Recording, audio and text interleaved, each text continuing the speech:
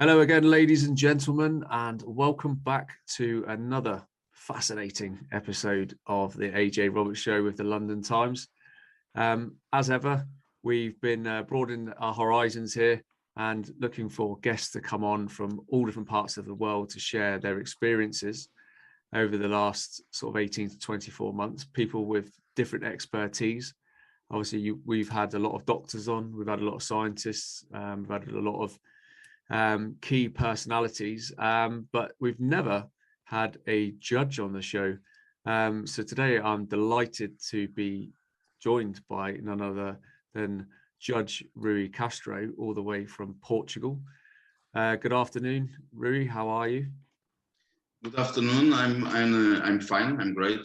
Thank you for the invitation. It's really awesome to be here to talk to you. Thank you so much.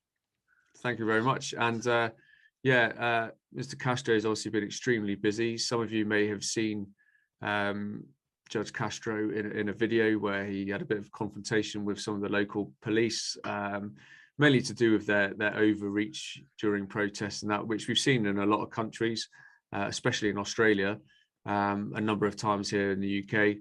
And it was very inspiring to see somebody like yourself of your stature confront the local enforcement like that. And I put a post on my social media yesterday to say that you were coming on the show, and every single person pretty much said that we need people like that here. So it was fantastic to see. But guys and girls, Judge Castro has been part of a group of people that have actually filed a criminal lawsuit against the government for crimes against humanity, and which was done so on the 25th of August. Judge Castro, would you mind sharing a little bit more information on how, what led to you leading up to that point of actually filing that criminal lawsuit against the government? Well, it was actually a long process for myself. In the beginning, I was never into what they tell like conspiracy theories. And so in the beginning, I believe that there was a deadly pandemic until May or June, even July. Then I started questioning some things like why is not people dying, because I didn't know anyone that died from neighbors, my close circle, my largest circle. So there was something wrong there. So it was not so deadly as they were telling. I started that was starting alone with myself. I was seeing people should die if there was a deadly pandemic. Mm-hmm. on my view. Unfortunately, people should die if there was a deadly pandemic, and people are not dying. So I started. It was the starting process. And in October, I already understood that with the new lockdown in Portugal, because I believe that so far I believe that until then I believe that there was just incompetence from the government. Mm-hmm. And I was really sure that there will not be another lockdown in October. And there we had a new lockdown in the beginning of October, and then was the moment that I understood that something really weird was going on. So it started there, my research about everything, and some things who seemed to me like a bit crazy in the beginning, and then they started to make sense. They started to be confirmed by day by day, and yes, right now I think we are before probably one of the most serious global process of killing of people. It's crimes against humanity, probably genocide. Mm-hmm. And the difference is that people are running into that. Yeah, it's not a conventional war. It's a war where people are willing to die because they trust the government. I also am trying to understand when that trust in the government started, because even being in the system, part of the system myself, I never trusted the government. I was always very suspicious about the government. And but people right now, they see the government as a father or even as a god that knows everything, and it's weird. So I'm sorry. So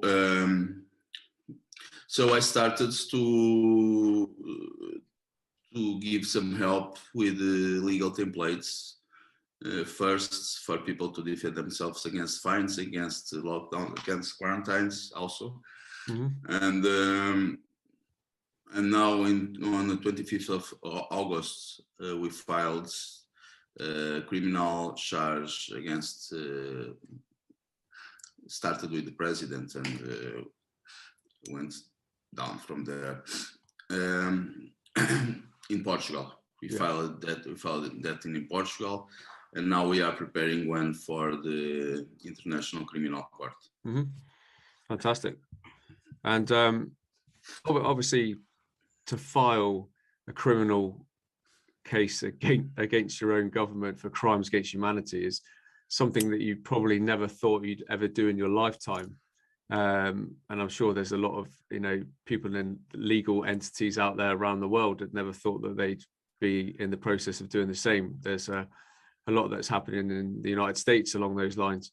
And like you said, it's just remarkable. The government lies and propaganda that have happened in every country to put people into a state of fear that has, just led them to, like you say, think of the government as some kind of father figure that's going to save them. So they've just sat there constantly waiting for the government to tell them what to do. All whilst people are queuing up to get obviously jabs, and then a lot of people are dying and having serious injuries. And like you say, genocide, I think we are absolutely, without doubt, looking at genocide on a grand scale. It's not conventional war, like you say. So when we say, we're at war, it's the government our governments are at war with their own people, and it's in a psychological and a spiritual fashion, because there's no end date. It's just like a ticking time bomb for each individual, isn't it? Who's and done what they thought is the right thing. They haven't volunteered to fight for their country and die. They've volunteered to be part of an experimental trial, which is exactly what it is. And we've all got friends and family who have gone down that path, who probably for every intention were doing it for what they believe was the right reasons. I want to go on holiday again. I work with old people, so I need to make sure I'm protected and they're protected. It's, there's nothing wrong with that whatsoever. It's just the sheer criminal act and propaganda, the marketing, the psychological manipulation from the governments and the media, especially.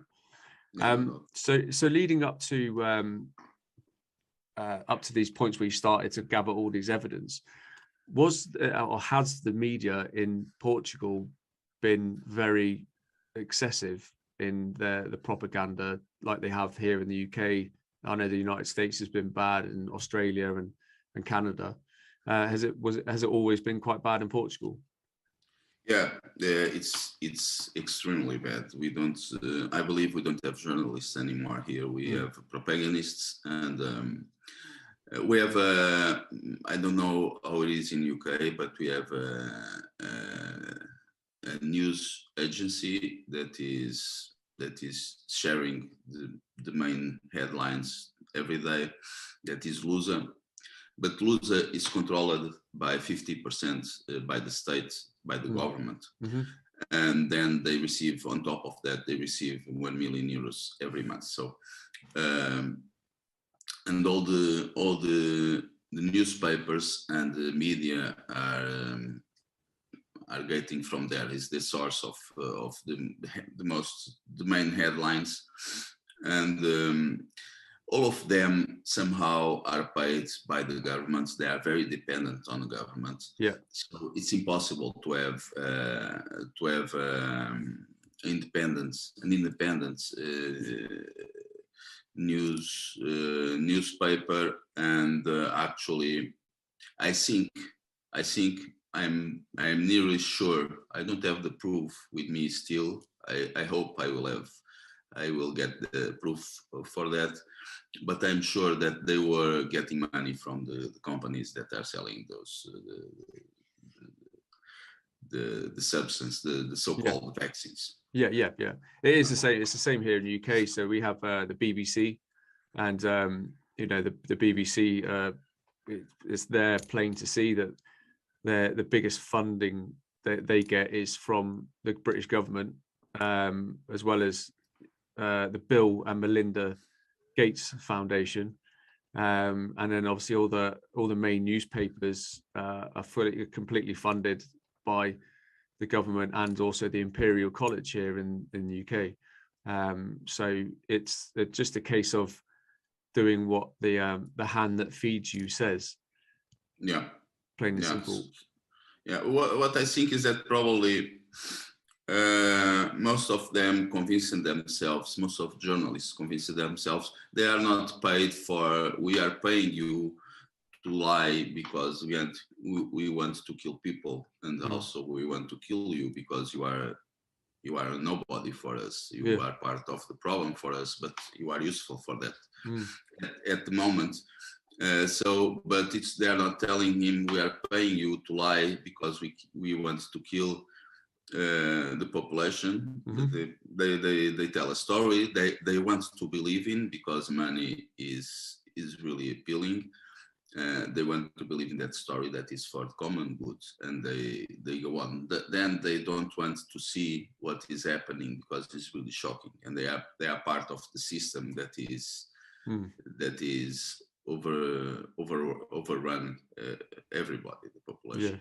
Yeah.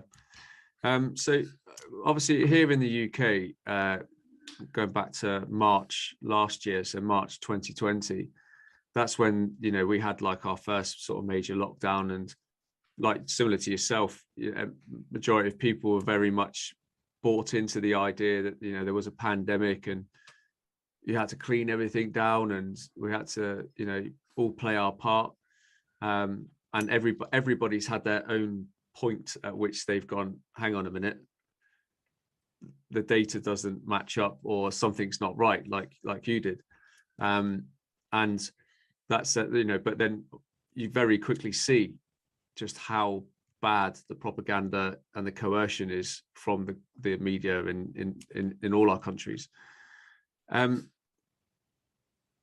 What for you, I mean, I did read recently that it was ruled in the court in Portugal that all of a very, very large portion of the supposed COVID deaths weren't actually COVID deaths, were they? I think, did you have something like 17,000 COVID deaths, but it turned out there was only a few hundred?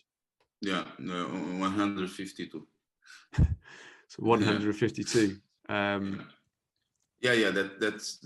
was a very interesting case, because most of questions that it was not me filing in that case.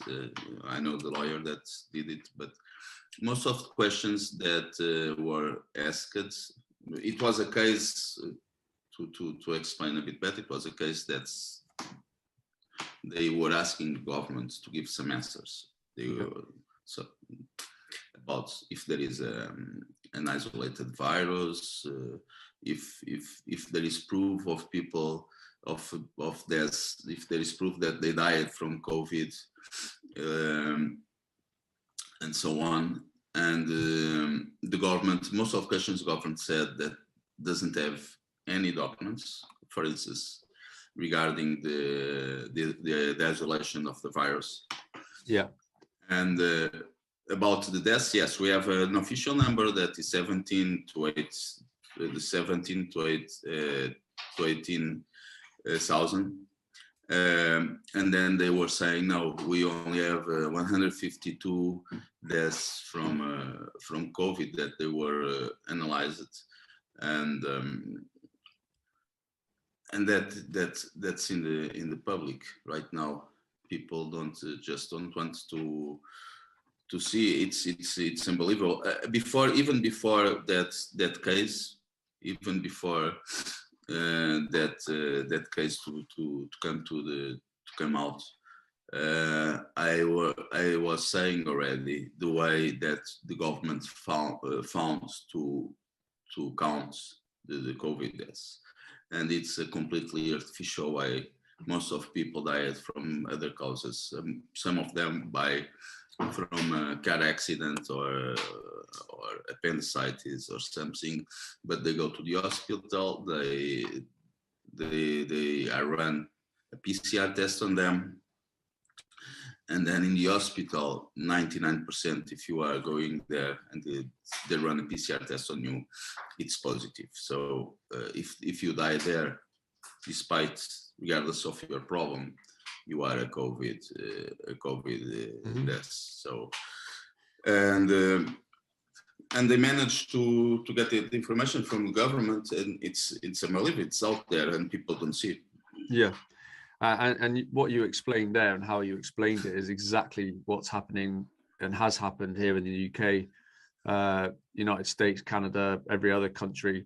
So it's very clear to see that they have a generic protocol, like in all of these countries, on how the agenda needs to be played. And we're having an issue here in the UK at the moment where if somebody calls the doctor and they've got what they think is a chest infection, which a lot of people get this time of year anyway, the doctors aren't even prescribing them like antibiotics. They're sending them straight to the hospital to get a chest x-ray. And as soon as they get there, they're like, oh, you need to take a PCR test. Yeah.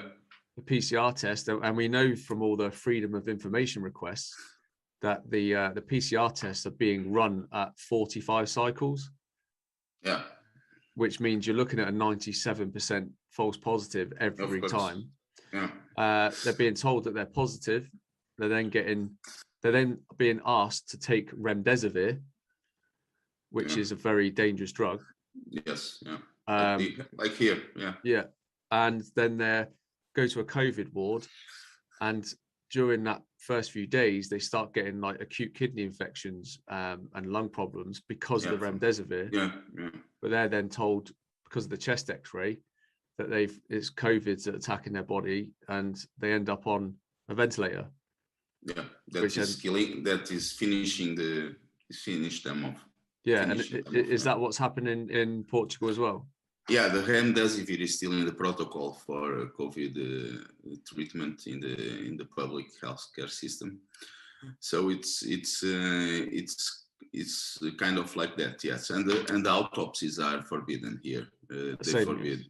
Yeah, they forbid the autopsy. So all the building is structured for having a huge amount of COVID deaths, but then you are looking for the other deaths, and there were not people dying from influenza or from heart attack or from other diseases, because everybody died from COVID last year.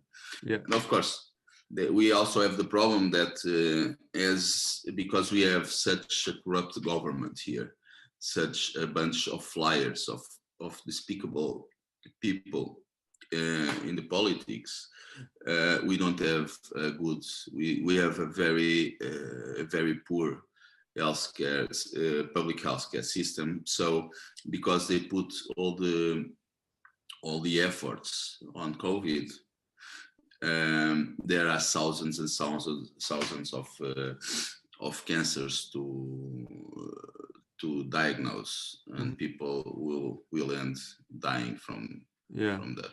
Yeah, it's such a huge shame. Yeah. It's kind of like a two-pronged attack, where they focus heavily on the COVID and people dying of COVID, but at the same time aren't treating the people who need urgent treatment, so they die as well. So, you know, I'd imagine we're in early November now. I'd imagine that the excess mortality in all of these countries where these mandates have been put in place would actually be higher than last year and the year before, if you can get accurate statistics. Yeah, I think here I have some proof of that they were faking the numbers to put them higher, because we have a real time death counting on the internet, on the site. The system is very simple. Is dying someone in the hospital or at home, but the doctor has to go there and to verify the death, and then the death certificate is electronic, is already is in the system, and that number goes immediately to the counts that we have available on a site. So, but I found out that every midnight that day closes and starts another day. So 100 people died on yesterday, and then I found out that they were putting more numbers 2 days before in the past. So some days they increased it 100 deaths afterwards. So they are faking those numbers also, and right now they are still faking those numbers. This is a huge lie. Yeah, and that the procedure that I mentioned before with the remdesivir and also the use of midazolam. I don't know if they've used that in Portugal. It's a very, very strong, like morphine based or an opiate, which is actually used as one of the 3 drugs in a lethal injection in the United States. We had an issue here March and April last year where lots and lots of elderly and vulnerable in the care homes were given midazolam and to kill them, and thousands of people were all labeled COVID deaths.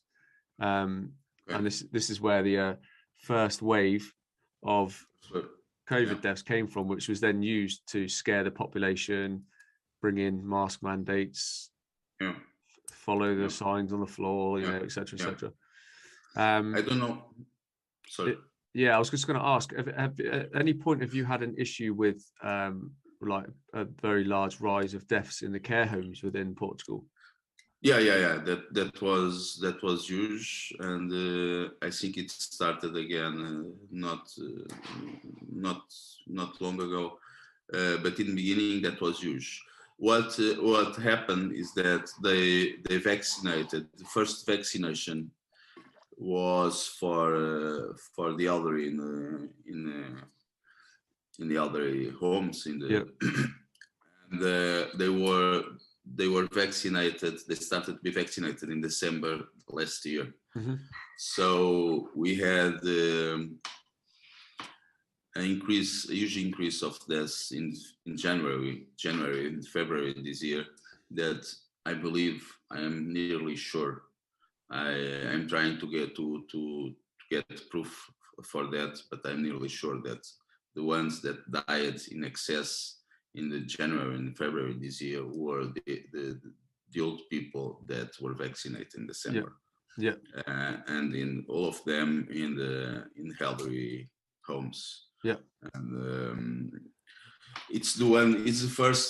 they are the most vulnerable, so it's easier to kill them. And I think I'm not sure if it's the same there, but over here obviously they have pensions, so the elderly cost the state the most money. Of course, just the same as the vulnerable do, people who need daily care. Yes, of course. They are a burden. It's a horrible way to put it, but they're a burden to their way of well, existing really, and making as much money as possible, or saving as much money as possible.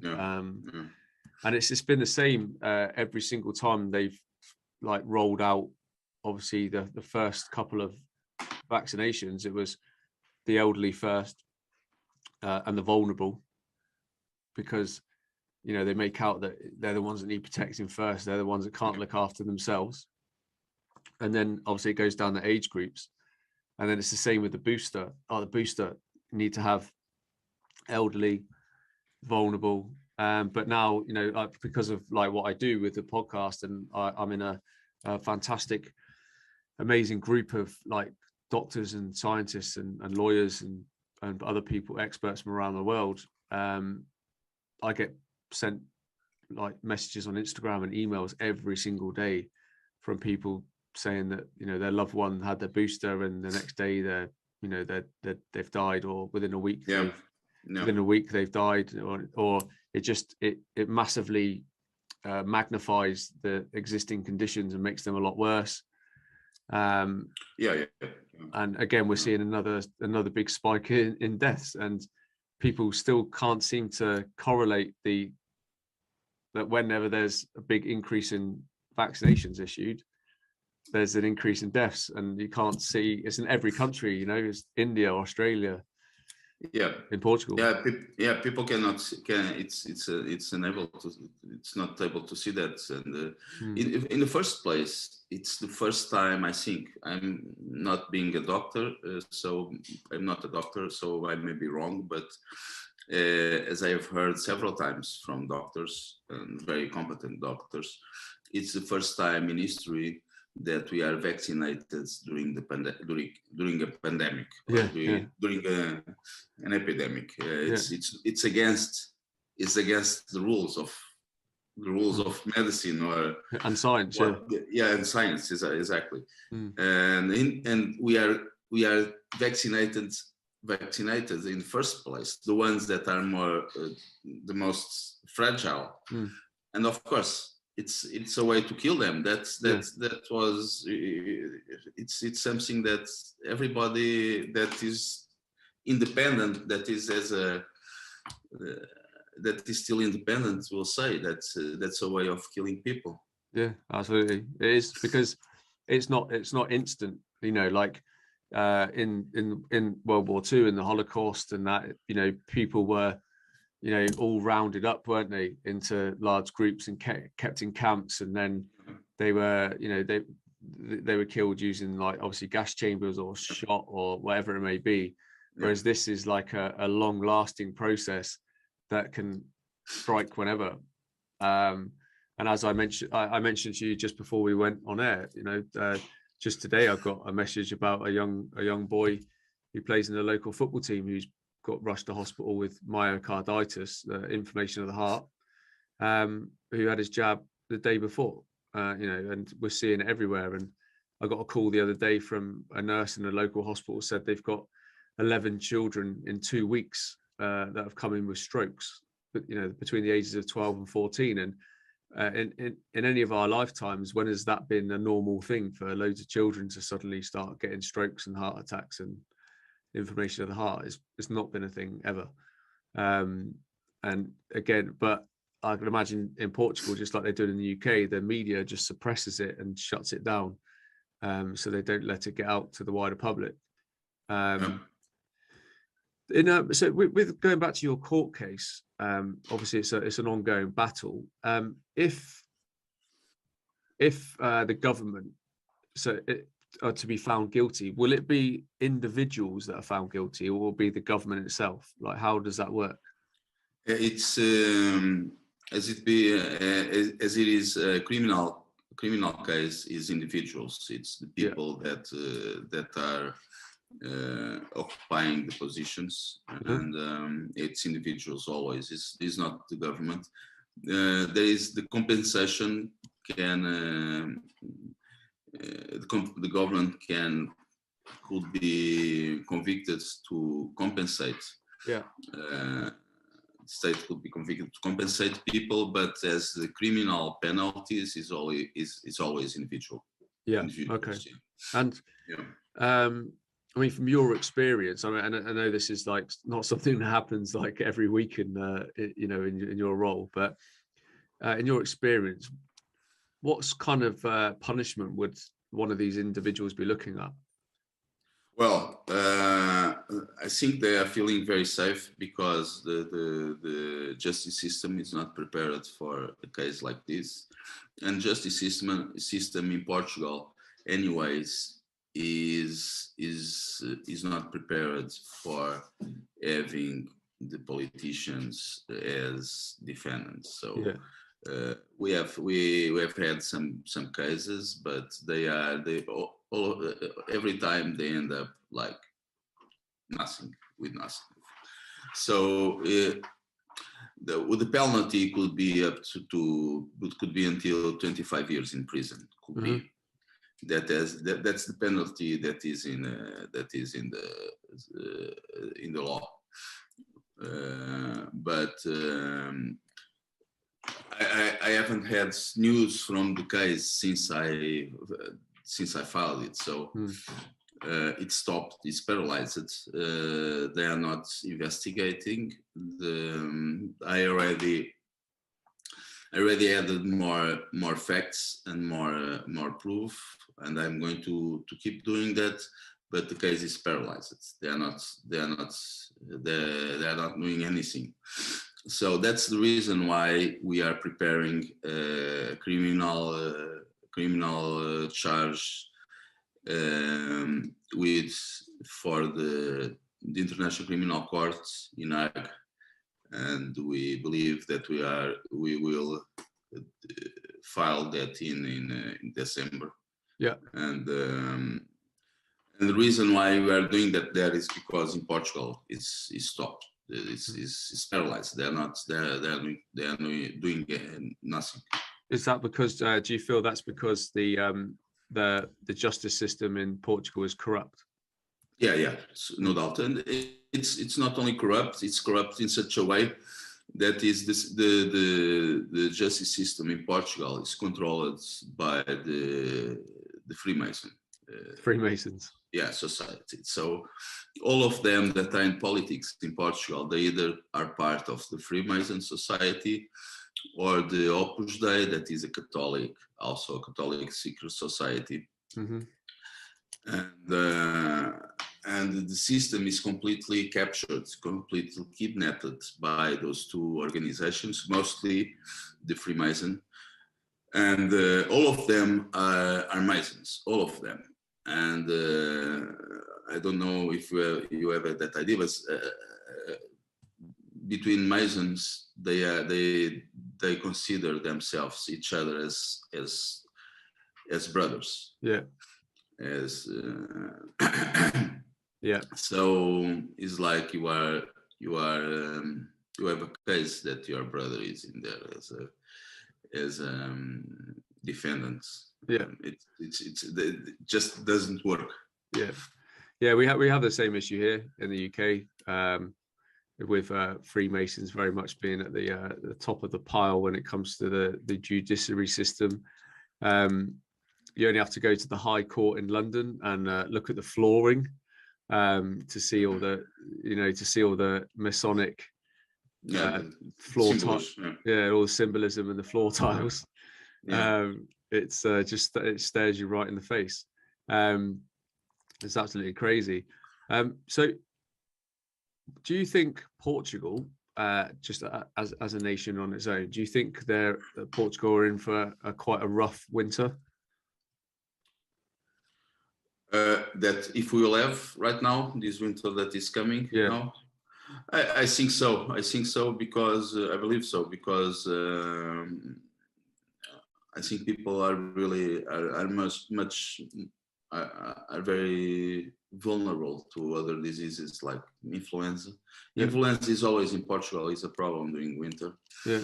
And it was also before. They say that there was no influenza because of the masks. I cannot say this without laughing. Yeah, I know. I'm the same. Yeah, and but now as the mask mandate is a bit loose and people were vaccinated, I think they're very exposed to everything else. And I think we are going to have a very rough winter. Yeah. And I believe that's going to be the case in the UK. We're seeing, obviously, from the correspondence I have with lots of medical professionals on a weekly basis, we're seeing a large rise in well, actually, a lot of vaccinated people getting COVID symptoms, but we know that it's the vaccines that are causing this, and that they are the ones creating the Delta variant within their bodies, and passing it to each other, which sounds scary because it's like something out of a movie, and it's not nice to hear, but it's the reality. So the best we can do is, with the reality that we have, is try and support these people as best possible, really try and educate them and stop them from running along and getting boosters and getting their children jabbed and running the risk of serious injury and fatalities, which is what we're seeing all over the place at the moment. That there's local newspapers and newspaper sites in the UK, like every day something different. Teenager dies suddenly, teenager collapses, teenager 16 dies playing sports. It's like every single day at the moment, and people just aren't seeing it for what it is, which is really quite alarming.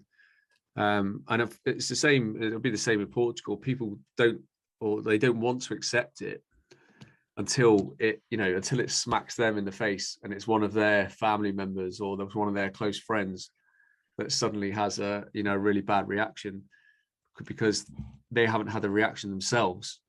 They think that everything's okay, but the reality is, no matter whether you've had a reaction or not, you've got a large amount of graphene oxide and spike protein multiplying en masse in your body, that's going to cause you a lot of issues.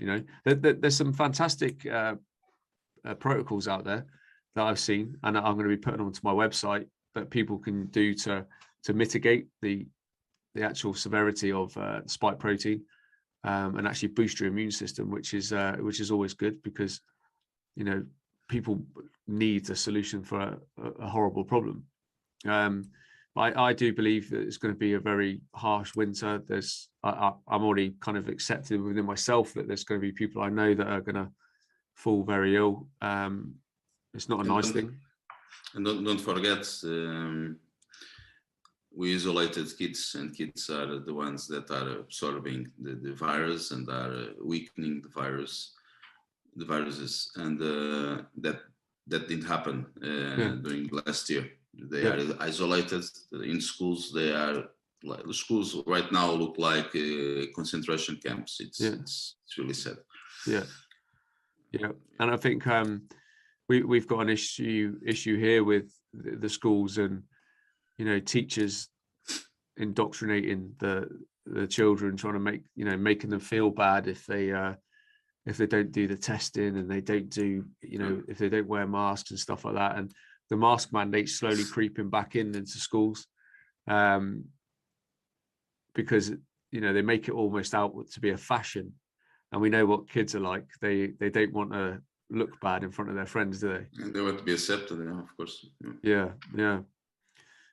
What do you are you confident that the future's bright, that all this nonsense will get pulled down? Well, I'm not confident. I think we are going to face. I mean, you were just saying, and I was thinking that my family, most of them, they are injected, and my father, my uncles, and so even if they didn't have adverse reactions, they are, one of them had, so maybe some of them got a placebo, or I don't know, whatever, but they got it. So I think we are going to face much worse things in the future. I think this is not going to be easy, and that we have to be prepared for lots of bad things that are coming. And the reason why we have to be prepared, and that we cannot we cannot we cannot be optimistic, is that we have to be prepared for the worst. We have to be prepared to fight for our lives, and if we are prepared for that, we are prepared for everything. Yeah, and that's very important, because that moment will come. yeah, yeah. Yeah, and I believe so. And I was speaking to my wife about this last week. I think in a way, it's quite similar to World War II, where, you know, there was actual troops on the ground fighting tyranny, you know, with bombs and bullets, whereas everybody else was obviously at home, but feeling the tyranny as well at home. So, like in the UK, for example, you know, the UK was getting bombed by the Germans, and everyone was doing their part, and liberties and freedoms were trying to be removed and destroyed. And I think the same thing's happening now, but it's actually from the governments within their own countries. So that the psychological warfare on the people is very much the same. So this is why it's so important for the people in every country to come together, you know, unite as soon as possible, and people need to start really standing up and being counted for. And, you know, the leaders amongst all the, you know, these groups and that need to really start putting their foot forward and leading from the front, putting their money where their mouth is, because not stop hiding behind your brands and, you know, your businesses, because you don't want to be seen advocating against the narrative because you might lose a contract here or there. Yeah. Well, sorry guys, you're not going to have any contracts if this is allowed to carry on the way it's going. And, you know, that's been quite disappointing, the amount of people out there that just like to talk the talk, but they don't put any action into what they're saying. That's why we need people like yourself, you know, people, men of law, that see it for what it is, that actually try and bring the house of cards down. Yeah, I think lots of people that already understood, at least partially, what is happening, what is going on, they want to hold on to the idea that this is not getting worse, it's staying like this, so they can adapt, they can have kind of a life, and they want to hold on to that idea. They, even if they understand that what is going on, they don't want to let it go. So that's why I think they are not doing what they should, if they really and would have an understanding of about the dimension and proportions that we are going through, and what is coming in the future. That in the future, we can see with the example of Canada and Australia. It's coming here also. It's not saying that they are starting with that, but it also will come here. So we have to be able to fight back, and to, for instance, I will do everything in my reach to make sure that my kids will not live in the future that they want for them. Yeah, exactly. So I don't care about myself. I could adapt with 47 years old. I could adapt very easily to this way of life that we have now, and I will go around and we'll do my things anyways. But I don't want. I want to be sure that my kids will be free, at least. Yeah, exactly the same. Exactly the same. And everybody that I'm associated with and work alongside, you know, we feel exactly the same. We've got to do the best we can to give our children and their children, you know, the best possible future going.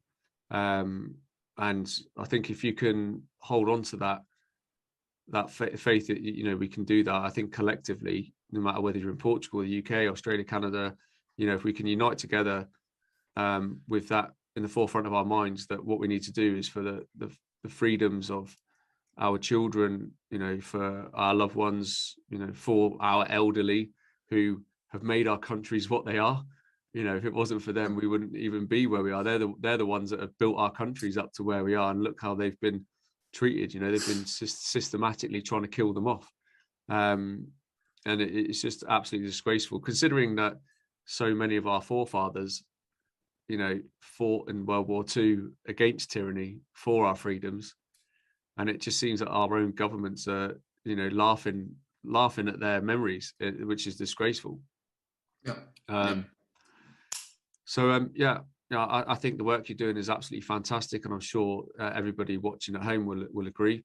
I'd love to obviously keep everybody updated with your proceedings, with your court cases, especially with the International Criminal Court. That'd be really interesting to find out how you get on there, Judge Castro. But for myself and everybody watching, I'd really like to take this opportunity to thank you for taking the time out of your busy schedule. I appreciate, you know, you're a very, very busy man, and the work you're doing is emphatic. It's really welcomed. It's inspiring, and I'm sure a lot of people watching at home will take a lot of inspiration from what you shared with us today, to see a man of your caliber and your stature within the law and legal system over in Portugal, doing what you're doing now. So you know, from me and everyone around the world, really, thank you so much for the work that you're doing. Thank you so much for the invitation. It was really great to have this conversation with you. And for people out there, to live without dignity is not living at all. So I would rather die fighting than to live without my freedom and my dignity. Absolutely, sir. Judge Castro, thank you very much for taking your time to join us today. Guys and girls, thanks for tuning in to another episode on the AJ Roberts Show. As always, please give it a share it with someone in the family, share it with some friends who you feel that may need some help and enlightenment into what's going on around the world, not just in the UK, not just in Australia, but obviously in places like Portugal.